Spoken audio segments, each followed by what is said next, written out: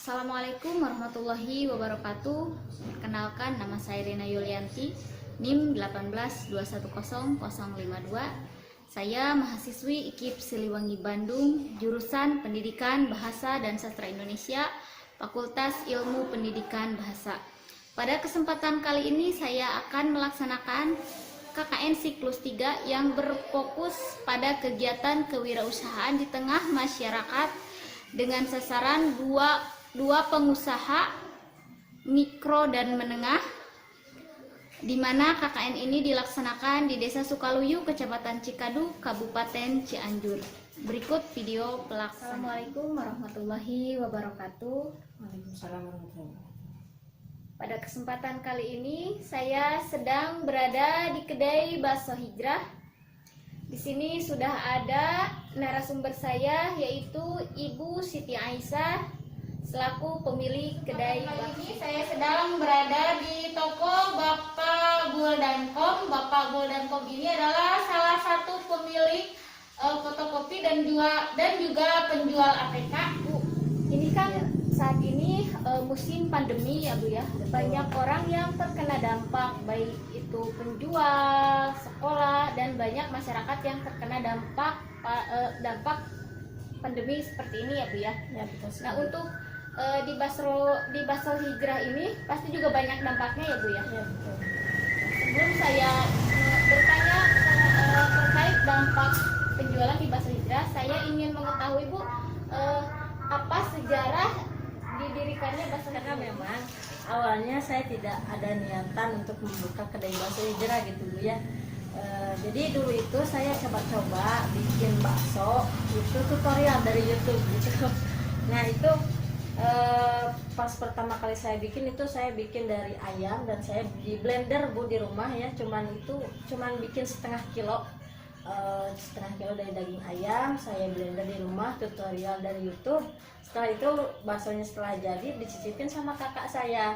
Nah kata kakak saya itu lumayan enak baksonya, terus iseng deh. Warung Guldankom ini pertama tahun 2005 di daerah kami, karena sangat jauhnya fasilitas untuk fotokopi dan yang lainnya, sehingga saya berminat untuk membuka fotokopi, kemudian jasa pembuatan yang dibutuhkan oleh masyarakat, sehingga masyarakat dapat terjangkau dalam kebutuhan yang secara singkat dibanding dengan untuk memfotokopi ke luar daerah. Pas iklanin tersebut ada yang pesen lah.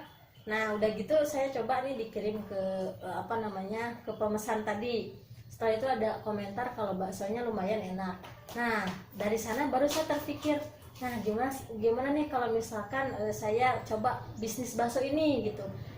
Karena memang pada situasi seperti ini saya butuh juga pemasukan gitu. Karena memang ya inilah situasi pandemi seperti sekarang. Barang yang sangat membutuhkan waktu sekitar 2 jam.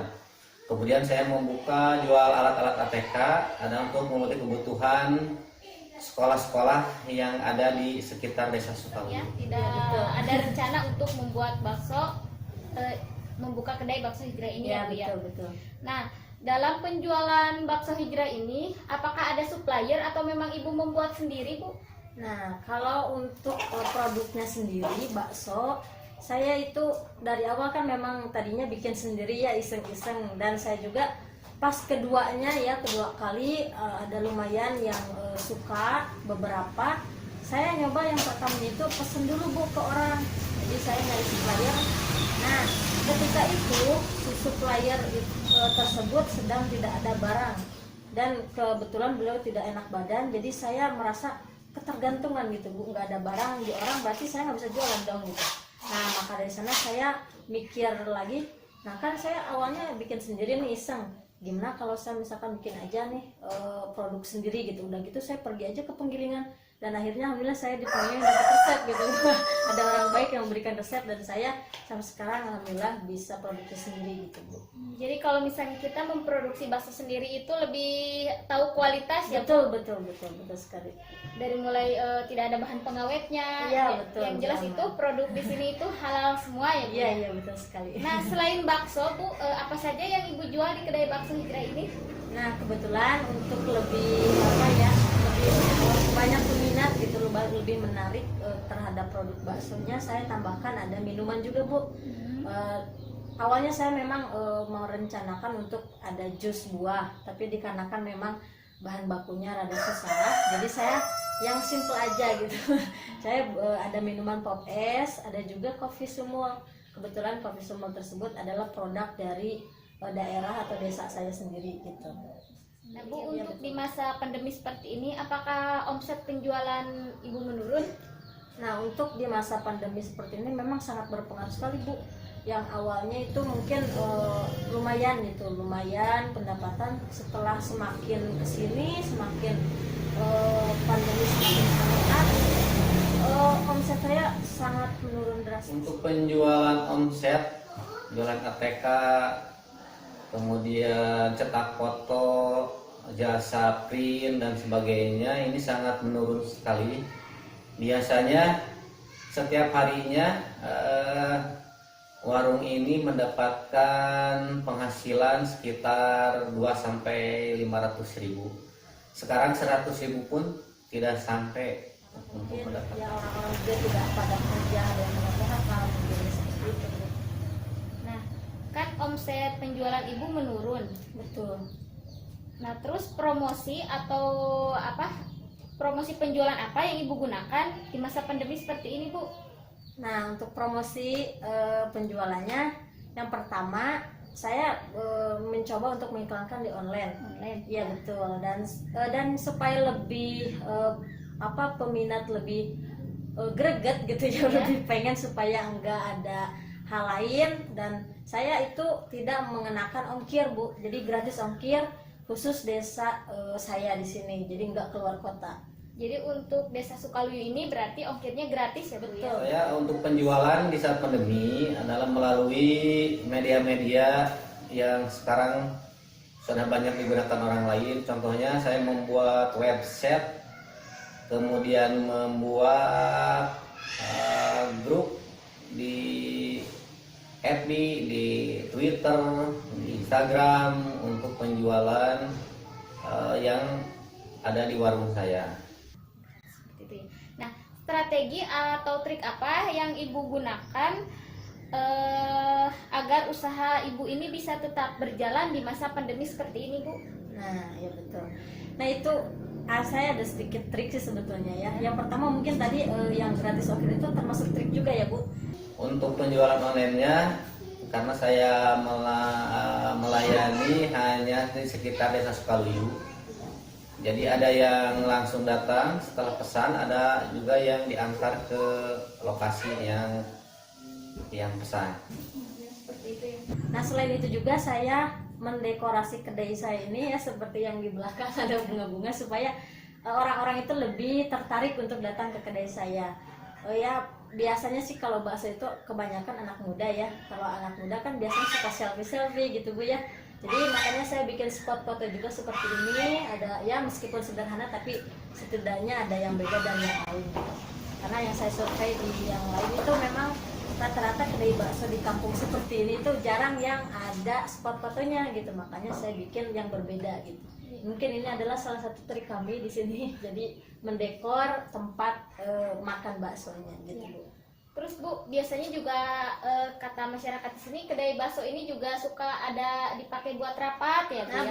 betul sekali. Ada rapat organisasi, baik rapat umum juga sering ada di sini gitu. Karena kebetulan ada juga kopi, makanya bapak-bapak juga agak betah kalau ada kopi gitu. Gitu, Bu. Ya, jadi memang harus ada beberapa trik ya Iya, betul agar sekali. usaha kita tetap berjalan. Nah, di Betul. zaman seperti ini kan kebanyakan online ya, Bu ya? Iya, betul. Online ya, karena memang masyarakat sendiri sungkan atau malas ya, Bu, keluar rumah. Jadi Betul, mereka betul. pengen yang simple ya. Iya, Apalagi pengen. Ibu di sini gratis ongkir. Apa harapan Bapak ke depannya mengenai situasi pandemi seperti ini, Pak? Harapan saya terhadap pemerintah yang sekarang ini, mudah-mudahan pandemi ini cepat bisa selesai? Nah, untuk sekarang kan situasi pandemi seperti itu menurunnya Bu, penghasilan atau pemasukan kita itu menurun. Yang asalnya lumayan bisa menabung, sekarang mungkin bisa belanja juga, udah alhamdulillah gitu Bu ya, bisa belanja kembali. Nah, harapan saya ke depannya di situasi pandemi seperti ini, mudah-mudahan pandemi ini cepat berlalu Bu. Mudah-mudahan usaha-usaha yang para pedagang UMKM seperti saya bisa jauh lebih baik, lebih maju lagi dan lebih sukses lagi. Dan begitupun dengan masyarakat sekitar, mudah-mudahan kita cepat berlalu dengan pandemi. Sangat kasihan juga terhadap siswa dan siswi yang di masa-masa pendidikan ini, karena banyak yang kewalahan orang-orang tua yang tidak bisa memberikan pendidikan yang karena dia tidak biasanya di sekolah, kemudian harus mengajar di rumah sendiri oleh orang tua. Amin ya. Ya. Mudah-mudahan ya Bu ya, pandemi ini cepat berlalu karena banyak yang kena dampaknya ya, Ya, termasuk betul. para pedagang juga ya Bu ya. Betul, Bu. Sekian wawancara saya bersama Bu Siti.